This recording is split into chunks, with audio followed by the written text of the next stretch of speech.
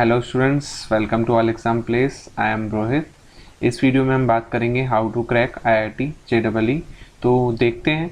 सबसे पहले तो आईआईटी के बारे में कुछ बता दूं मैं आपको कि आईआईटी का एग्ज़ाम हर साल होता है और approx 12 to 15 lakh students apply करते हैं आईआईटी जेईई में, और उसमें से 1.5 लाख ही होते हैं जो मेंस क्लियर कर पाते हैं और जो एडवांस में बैठते हैं।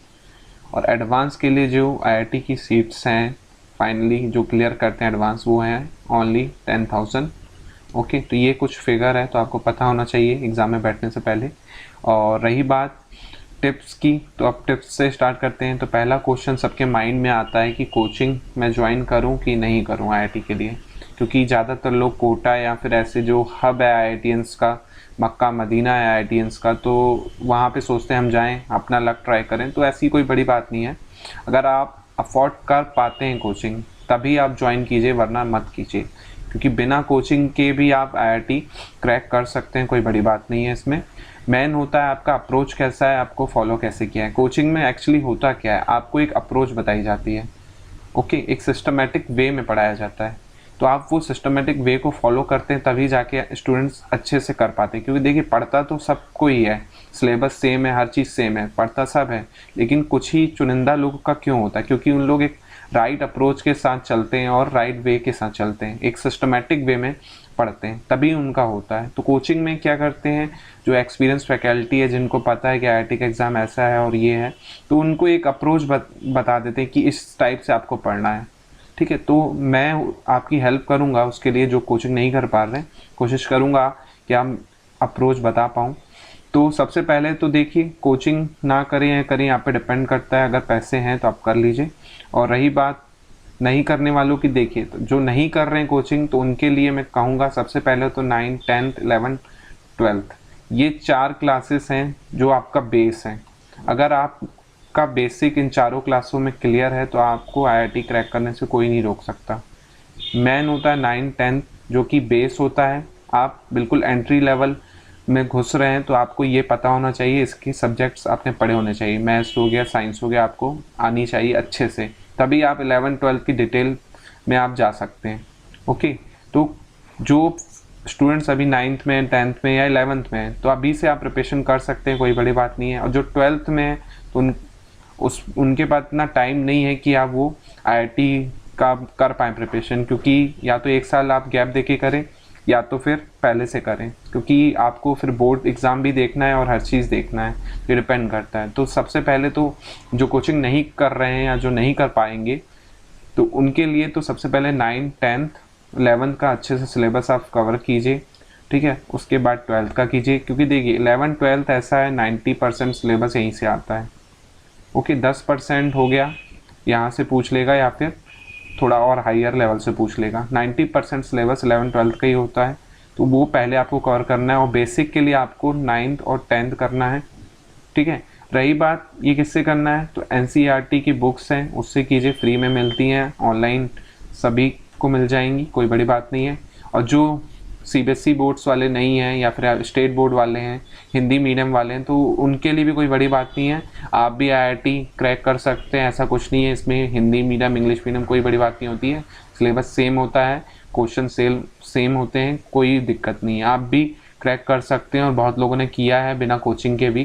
तो देखते हैं कुछ टिप्स और। देखिए, मैं आपको कुछ 5 मंत्र बताऊंगा, ठीक है, जो आपको फॉलो करने हैं।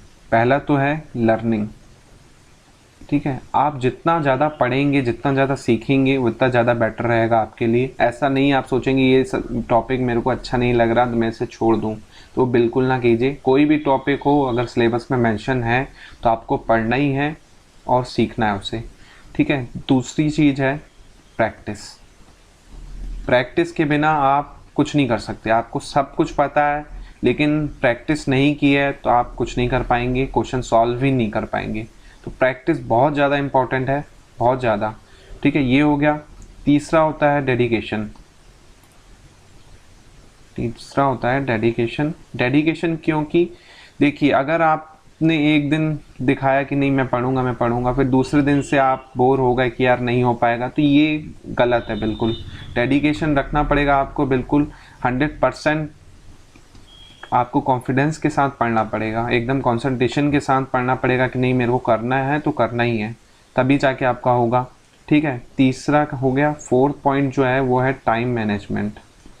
बहुत क्रूशियल फैक्टर है टाइम मैनेजमेंट, क्योंकि देखिए अगर टाइम आपके पास 1 ईयर का है केवल आईआईटी के लिए तो आपको बहुत मेहनत करनी पड़ेगी। अगर आपके पास 2 ईयर्स हैं तो आप कर लेंगे, लेकिन आपके पास अगर लिमिटेड टाइम है तो उसमें आपको टाइम मैनेजमेंट करना ही करना पड़ेगा, क्योंकि आपको 3 सब्जेक्ट करने हैं तो आपको 4 क्लासेस के सब्जेक्ट को पूरा प्रिपेयर करना है अच्छे से, तभी जाके आप कर पाएंगे। ऊपर से प्रैक्टिस भी करनी है, तो टाइम मैनेजमेंट बहुत इंपॉर्टेंट है, तो वो देखते हैं। देखिए फिफ्थ टिप है हाई स्पिरिट और विलनेस। ठीक है, क्योंकि विलनेस क्यों होगी, क्योंकि 1 साल से अगर आप प्रिपरेशन कर रहे हैं, लेकिन कई लोग का होता है कि बीच में वो हार मान जाते हैं कि यार 6 मंथ हो गए यार अब नहीं हो पाएगा, या फिर एग्ज़ाम के 1 मंथ या 1 दिन में ही आके उनकी हालत ख़राब हो जाती है कि नहीं यार मैं नहीं कर पाऊँगा, मेरा नहीं होगा।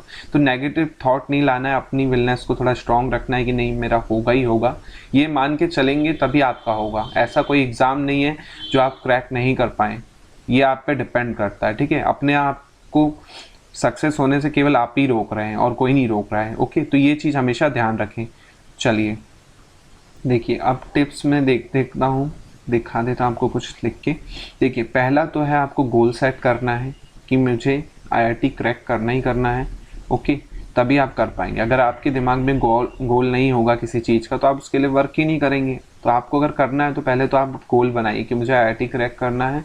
ओके, तो गोल रहेगा तभी आप उसके लिए मेहनत कर पाएंगे। सेकंड है कि अगर आपने आईआईटी क्रैक करने का सोचा है तो उसके लिए एक राइट अप्रोच आपको दिमाग में तैयार करनी पड़ेगी कि ये मुझे करना है, लेकिन कैसे करना है, किस हिसाब से मुझे पढ़ना है, क्योंकि हर स्टूडेंट का अलग दिमाग चलता है।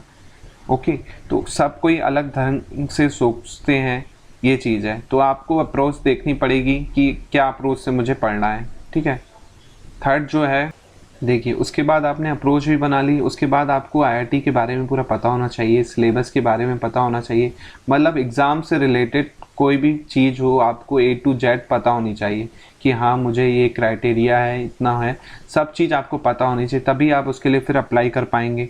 ठीक है, फिर फोर्थ जो आता है राइट अप्रोच मैटर करती है। आप पढ़ तो रहे हैं लेकिन गलत तरीके से पढ़ रहे हैं तो वो नहीं हो पाएगा। अकॉर्डिंग टू हमेशा याद रखिए सिलेबस कवर करना है अपने को। अपन को ज़्यादा पढ़ के पीएचडी नहीं करनी है किसी टॉपिक में कि आपको कोई टॉपिक अच्छा लगता है तो उसको ही पढ़े जा रहे, तो ऐसा नहीं करना है। अपन को सिलेबस कवर करना है। अगर सिलेबस कवर करेंगे तो आपका पूरा एग्ज़ाम का पैटर्न कवर हो जाएगा और आप हर टाइप के क्वेश्चन सॉल्व कर पाएंगे। तो सिलेबस कवर करना है। राइट अप्रोच यही होती है कि आप कितना पढ़ रहे हैं और क्या सही तरीके से पढ़ रहे हैं। तो सबसे पहले तो राइट अप्रोच हो गई और सिलेबस देखिए, सिलेबस के साथ साथ ओल्ड पेपर देखिए। ओके, ओल्ड पेपर से आपको एक आइडिया मिल जाएगा कि किस टॉपिक से कैसे क्वेश्चन आ रहे हैं, कैसे अप्रोच करना है इन क्वेश्चन को, या फिर कौन सा मैटर कर रहा है क्वेश्चन, कौन से ज़्यादा इम्पॉर्टेंट टॉपिक है, तो इस हिसाब से आपको एक आइडिया मिलेगा। तो सबसे पहले तो सिलेबस को देखिए, उसके बाद उसके ओल्ड पेपर देखिए। देखिए ये हो गया। फिफ्थ जो है वो है स्ट्रेटजी बनाइए। ओके, स्ट्रेटजी में क्या बनाना है कि मुझे कैसे पढ़ना है और कितने टाइम में कितना सिलेबस कवर करना है, कौन सी बुक से पढ़ना है, तो ये डिपेंड करता है। बुक्स हो गई, टाइम शेड्यूल हो गया आपका, तो ये स्ट्रेटजी हो गई आपकी। तो ये बहुत इंपॉर्टेंट फैक्टर है, क्योंकि आपने जिस टाइप से बनाएंगे उसी टाइप से आप क्वेश्चन सॉल्व करेंगे और हर चीज़ होगा।